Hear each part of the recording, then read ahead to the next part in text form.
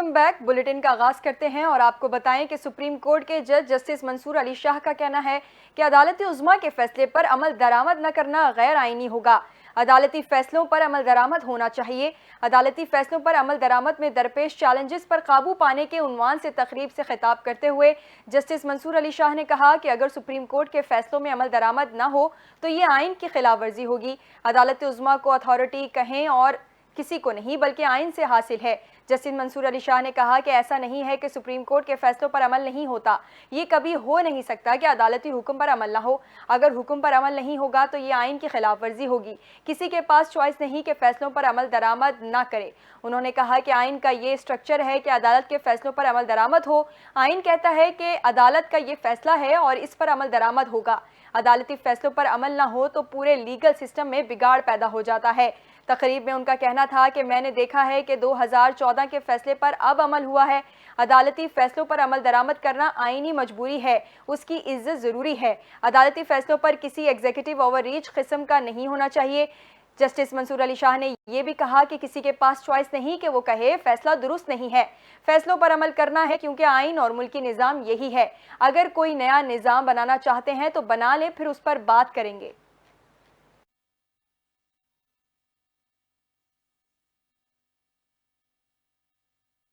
दुनिया से खबर दें आपको और बताएं कि पेरिस ओलंपिक्स 2024 में पाकिस्तान के लिए तकरीबन 40 साल बाद गोल्ड मेडल जीतने वाले जेवलिन स्टार अरशद नदीम के इस्तकबाल के लिए तैयारियां जोरों शोर से जारी हैं।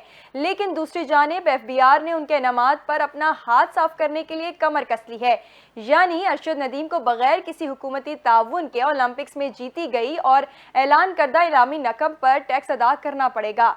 वर्ल्ड एथलीट्स फेडरेशन की जानिब से अरशद नदीम को 1 करोड़ 40 लाख रुपए का इनाम दिया गया है।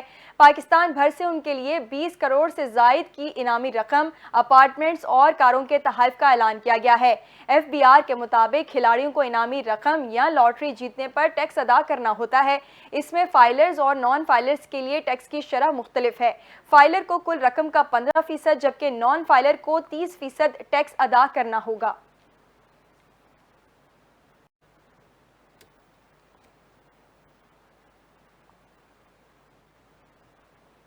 सदर मुमलिकत आसिफ अली जरदारी ने पाकिस्तानी एथलीट अरशद नदीम को ओलंपिक्स में रिकॉर्ड कारकर्दगी पर हिलाल इम्तियाज अता करने की हिदायत दे दी। सदर मुमलिकत अरशद नदीम को खेल के मैदान नुमाया खिदमात के एतराफ़ में खुसूसी तकरीब में सिविल अवार्ड अता करेंगे। सदर मुमलिकत की हिदायत पर ईवान सदर ने अरशद नदीम को सिविल अवार्ड अता करने के लिए काबीना डिवीजन को खत अरसाल कर दिया। सदर मुमलिकत ने कहा कि अरशद नदीम ने बेहतरीन कारकर्दगी से खेल के मैदान में कौम का सर फख्र से बुलंद कर दिया। अरशद नदीम की आलमी सतह पर शानदार कामयाबी कौम के लिए फ़ख्र का बाइस बनी। खत के मतन के मुताबिक अरशद नदीम ने एथलेटिक्स के मैदान में मुल्क का नाम रोशन किया। सदर मुमलिकत अरशद नदीम को सिविल अवार्ड आइन के आर्टिकल 259(2) के तहत अता करेंगे। आइन के तहत सदर मुमलिकत मुख्तलिफ शोबों में गिरां कदर खिदमात के एतराफ़ में पाकिस्तान के शहरियों को एजाज़ अता कर सकते हैं।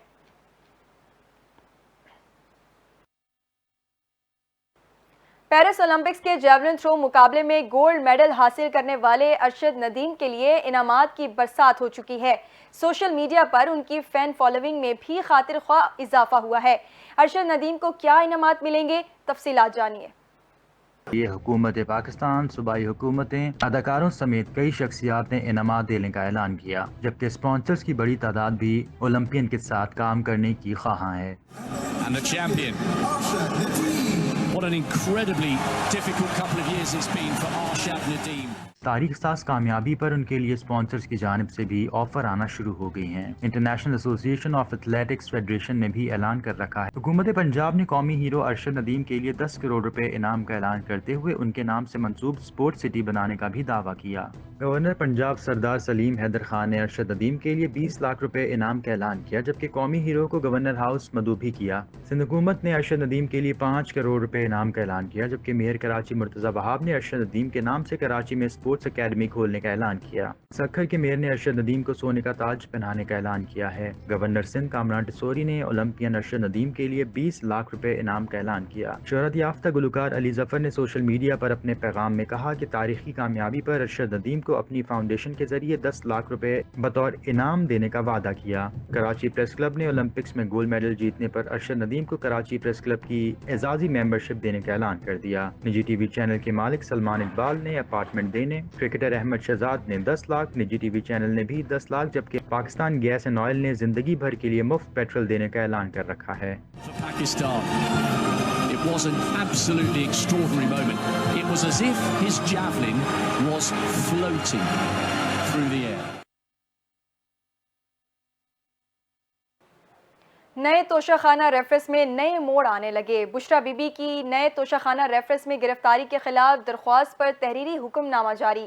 تحریری حکم نامہ جسٹس میاں گل حسن اورنگزیب اور جسٹس ارباب محمد طاہر جاری نے کیا۔ اسلام آباد ہائی کورٹ کے تحریری حکم نامے میں کہا گیا کہ نئے توشہ خانہ ریفرنس میں گرفتاری کے خلاف درخواست پر اعتراضات دور کیے جاتے ہیں۔ ریفرنس میں کال اپ نوٹسز کے خلاف 2 درخواستیں پہلے سے زیر سماعت دی ہیں۔ حکم نامے میں کہا گیا کہ اس درخواست میں نیب کی جانب سے متواتر گرفتاری کو چیلنج کیا گیا ہے۔ وکیل کے مطابق یہ درخواست اور دیگر 2 درخواستوں میں ایک جیسے حقائق و قانونی نکات زیر غور ہیں۔ عدالت متفق ہوتے ہوئے سمجھتی ہے کہ اس درخواست کو بھی دیگر 2 درخواستوں کے ساتھ سنا جائے۔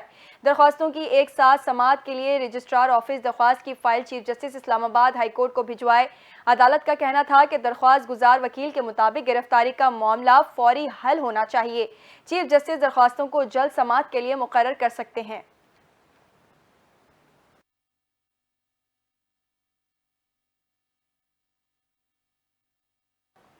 سیاست آئین کے مطابق کریں گے، کسی سے کوئی ڈیل نہیں ہوئی ہے۔ قومی اسمبلی میں اپوزیشن لیڈر عمر ایوب نے واضح کر دیا۔ لاہور اے ٹی سی کے باہر گفتگو کرتے ہوئے ان کا کہنا تھا اداروں کو اپنے اپنے دائرے میں رہنا چاہیے۔ بانی پی ٹی آئی کا پیغام ہے عوام اور فوج کے درمیان نون لیگ اور پی پی پی خلا بنا رہی ہے۔ عمر ایوب مخالفین پر تنقید کرتے ہوئے کہا کہ فارم 47 کی حکومت کچھ نہیں کر سکتی ہے۔ 9 مئی واقعے کی سی سی ٹی وی فوٹیج لے آئیں اور ثابت کر دیں کہ اس میں ہماری سازش تھی۔ انہوں نے کہا کہ بانی پی ٹی آئی سی سی ٹی وی فوٹیج کے لیے کیس کریں گے۔ عمر ایوب نے مزید کہا کہ یہ الیکشن کا سال ہے، الیکشن کمیشن کو آزاد ہونا چاہیے۔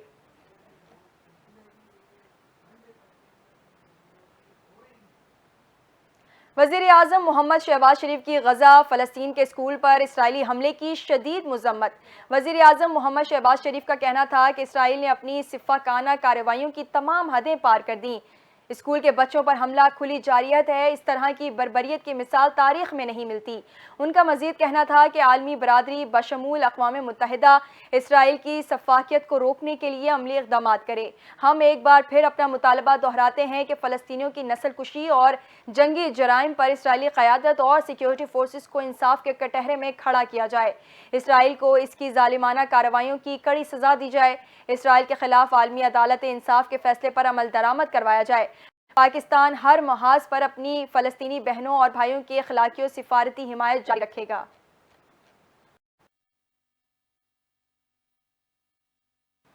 امیر جماعت اسلامی پاکستان حافظ نعیم الرحمان کا کہنا ہے کہ دھرنے سے پہلے وزراء کہتے تھے کہ آئی پی پیز کے معاہدوں کو نہیں چھیڑا جا سکتا۔ ہمارے دھرنے نے حکمرانوں کو بیانات بدلنے پر مجبور کیا۔ اللہ کی مدد سے ہم نے ایک طویل جدوجہد کی۔ ہمارا دھرنا 14 دن تک جاری رہا۔ مزید تفصیلات اس رپورٹ میں۔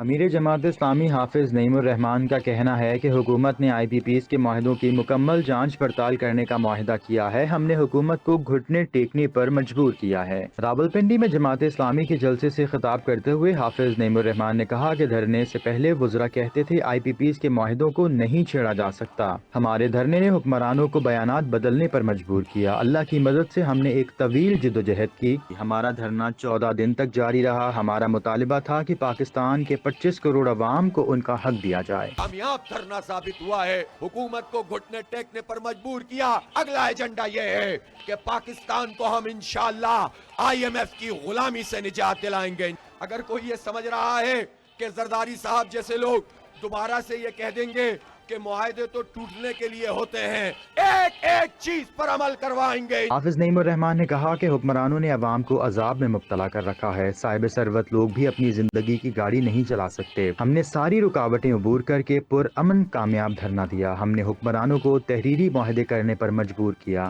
ان کا خیال تھا دھرنا دیں گے، کچھ دن بیٹھ کر چلے جائیں گے۔ اب 44 دن باقی رہ گئے شہباز شریف صاحب، اور اسی طرح کاؤنٹ ڈاؤن ہوگا۔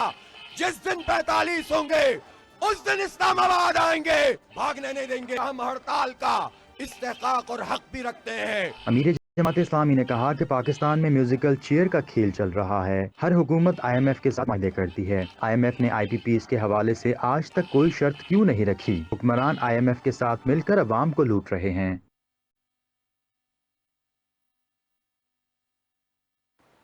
KPK से खबर शामिल करें और आपको बताएं कि वजीर आला खैबर पख्तूनख्वा अली अमीन गंडापुर ने 1 लाख गरीब घरानों को मुफ्त 2 kV सोलर सिस्टम देने का ऐलान कर दिया।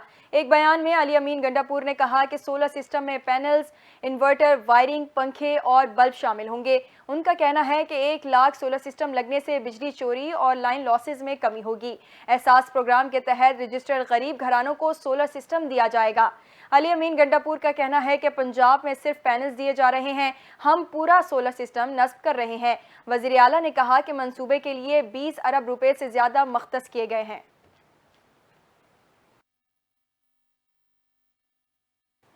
विफाकी वजीर पावर डिवीजन अवैस लगारी ने कहा है कि टास्क फोर्स तमाम IPPs की पैदावारी सलाहियत का जायजा ले रही है। 1.5 माह से काम कर रहे हैं कि हमें किस IPP की कैपेसिटी की ज़रूरत है।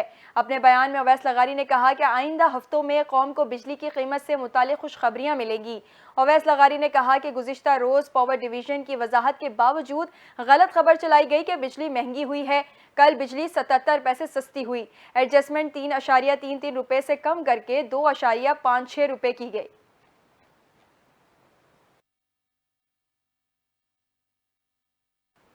गवर्नर सिंध कामरान टिसोरी का कहना है कि ओहदे तो आने जाने होते हैं, ऐसे काम करके जाओ जो याद रखे जाएं। गवर्नर सिंध कामरान टिसोरी ने मीडिया से गुफ्तगू करते हुए बताया कि आज हमारे लिए एजाज़ की बात है कि इमाम मस्जिद नबवी यहाँ आए। उन्होंने बताया कि पाकिस्तान की मईशत की बेहतरी और कौमी सलामती के लिए इमाम मदीना ने दुआ की है। मुझे पूरी उम्मीद है कि ये दुआएं कबूल होंगी और पाकिस्तान के हालात ज़रूर बदलेंगे। उनका कहना था कि हमने कराची में 50,000 IT कोर्सेज़ करवाए, ये कोर्सेज़ अब मुकम्मल होने जा रहे हैं।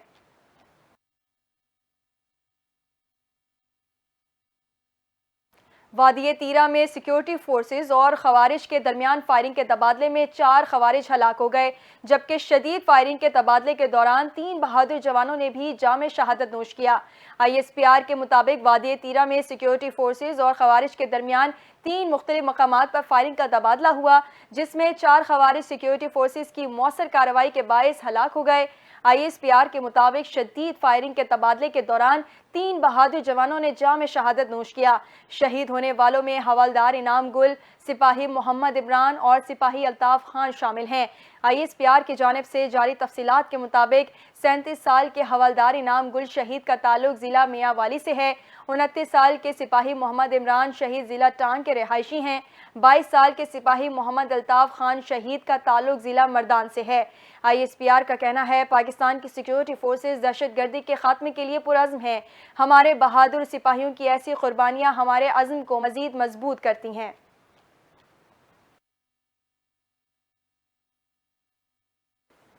सदर मुमलिकत और वज़ीर आज़म और वज़ीर दाखिला का सिक्योरिटी फोर्सेस के शहीद जवानों को खराज अकीदत। सदर आसिफ अली जरदारी की वादी तीरा में सिक्योरिटी फोर्सेस पर हमले की मज़म्मत। उन्होंने दहशतगर्दों के खिलाफ कार्रवाइयाँ जारी रखने के अज़्म का इजहार भी किया। वज़ीर आज़म पाकिस्तान शहबाज शरीफ और वज़ीर दाखिला मोहसिन नकवी की जानिब से भी वादी तीरा में सिक्योरिटी फोर्सेस के शहीद होने वाले 3 जवानों को खराज अकीदत पेश किया गया। वज़ीर दाखिला का हवलदार इनाम गुल, सिपाही मोहम्मद इमरान और अल्ताफ खान के खानदानों से दिली हमदर्दी और ताज़ियत का इजहार। मोहसिन नकवी ने कहा जवानों ने जुर्रत के साथ मुकाबला करके 6 खारजी दहशतगर्दों को इबरतनाक अंजाम तक पहुंचाया। वज़ीर दाखिला ने मजीद कहा सिक्योरिटी एहलकारों ने खारजी दहशतगर्दों के मज़मूम अज़ाइम को नाकाम बनाया है। शहीद होने वाले सिक्योरिटी एहलकारों की लाजवाल कुर्बानी को सलाम पेश करते हैं। शहीद एहलकारों की अजीम कुर्बानियों को हमेशा याद रखा जाएगा।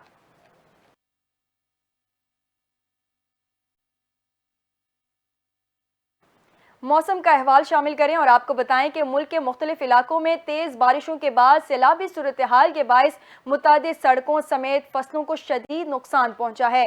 तालीमी और सेहत के इदारों समेत कई होटल्स भी सैलाब की जद में आ गए। मजीद तफसीलात इस रिपोर्ट में।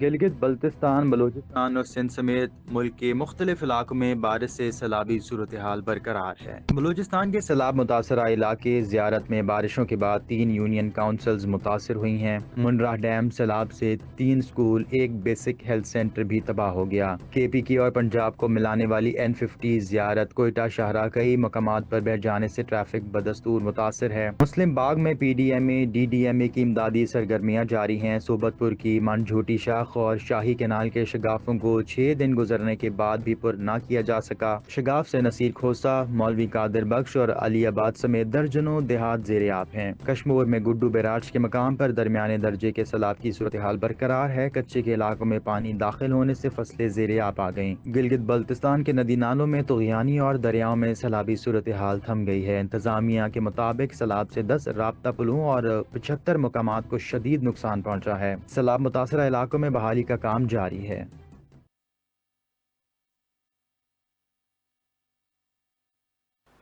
کراچی کے مختلف مقامات پر ہلکی بارش بوندا باندی سے موسم خوشگوار ہو گیا۔ شہر میں سمندری ہوائیں بھی چلنے لگیں۔ محکمہ موسمیات کے مطابق کراچی میں آج بوندا باندی کا امکان ہے۔ مزید موسم کا احوال اس رپورٹ میں۔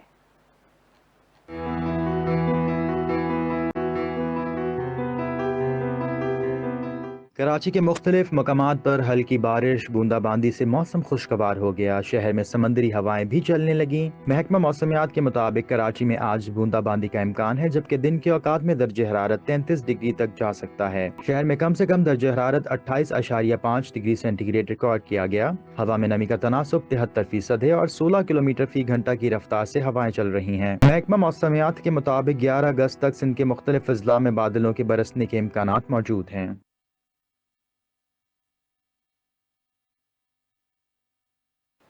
مہمان بنگلہ دیشی کرکٹ ٹیم کی پاکستان آمد، ایک بار پھر سجنے جا رہا ہے کرکٹ کا میدان۔ پاکستان اور بنگلہ دیشی کی کرکٹ ٹیم کی نئی سیریز کا آغاز ہونے جا رہا ہے۔ سیریز کے لیے بنگلہ دیش کی ٹیم دورہ پاکستان پر اسلام آباد پہنچ گئی۔ بنگلہ دیشی ٹیم ڈھاکہ سے براستہ دوحہ پاکستان پہنچی ہے۔ بنگلہ دیشی ٹیم پاکستان شاہینز کے خلاف 3 ون ڈے میچوں کی سیریز کھیلے گی۔ بنگال ٹائیگرز اور شاہینز کے درمیان ریڈ بال اور وائٹ بال سیریز 13 اگست سے 30 اگست تک اسلام آباد کلب میں کھیلی جائے گی۔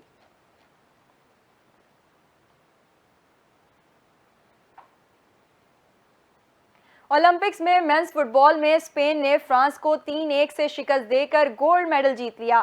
پیرس اولمپکس میں میڈلز کی دوڑ میں امریکہ 33 گولڈ، 39 سلور اور 43 برونز میڈلز کے ساتھ پہلی پوزیشن پر براجمان ہے۔ چین کے ٹیبل ٹینس سٹار مالونگ نے جمعے کو پیرس میں مردوں کی ٹیم ایونٹ میں اپنے کیریئر کا 6واں طلائی تمغہ جیت کر چینی اولمپک کی تاریخ رقم کر دی۔ چین نے 33 گولڈ، 27 سلور اور 23 برونز میڈلز کے ساتھ دوسری پوزیشن سنبھال رکھی ہے۔ آسٹریلیا 18 گولڈ، 16 سلور اور 14 برونز کے ساتھ تیسرے نمبر پر موجود ہے، جبکہ میڈلز ٹیبل پر پاکستان کا 1 گولڈ میڈل کے ساتھ 58واں نمبر ہے۔ بھارت 69ویں پوزیشن پر موجود ہے، جبکہ خواتین کی 400 میٹر رکاوٹوں والی ریس میں امریکہ کی سڈنی میک لافلن نے میدان مار لیا۔ مردوں کی 200 میٹر ریس بوٹسوانا کے لیسائل ٹیبوگو نے جیت لی۔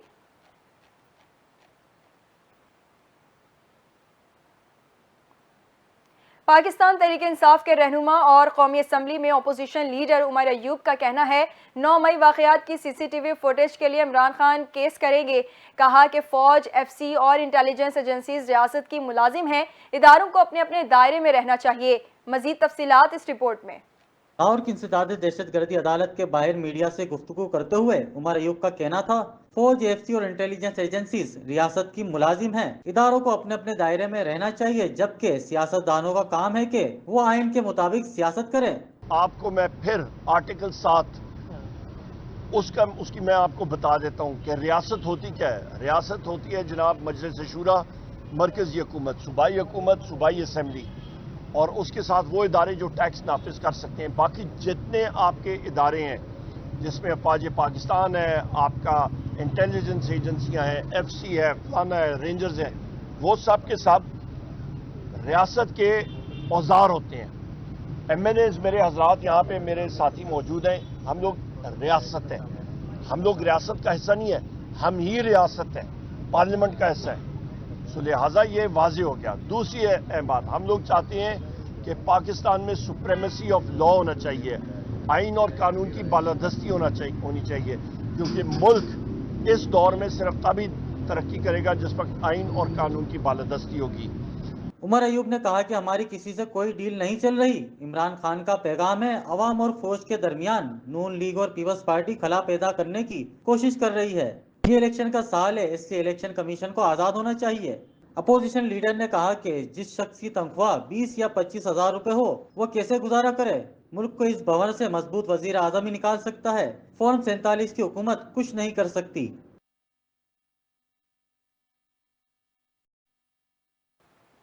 شہر قائد میں گاڑیوں کی چوری کا سلسلہ تھم نہ سکا۔ کراچی کے علاقے ملیر الفلاح سوسائٹی سے موٹر سائیکل سوار ملزمان بآسانی کار لے کر فرار ہو گئے۔ مزید تفصیلات اس رپورٹ میں۔